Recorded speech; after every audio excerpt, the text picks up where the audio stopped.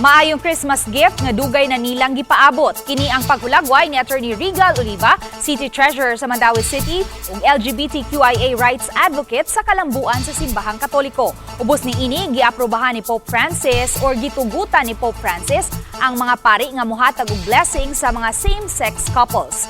Blessing noon kini ug dili pagbag-og yun sa baruganan sa simbahan kabahin sa kaminyoon tali sa babay ug lalaki. Mismo si Oliva ug ang iyang partner nakapabless na sa usa ka pari niadtong 2021 sa ilang pagbisita sa Vatican. You should accept the fact that LGBT people are existing, and these are human beings. And I'm very happy.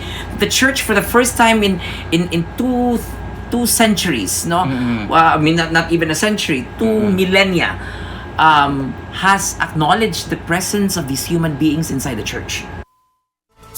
Hinuon sa post sa iyang social media account, gipasabot sa Bishop sa Caloocan ug Presidente sa Catholic Bishops Conference of the Philippines nga nang-awhag ang Santo Papa kanilang mga obispo nga dili hingpit nga tak-upan sa simbahan ang gitawag nga pastoral charity aron dili mamahimong mapili ug isalikway ang ubang mga tao.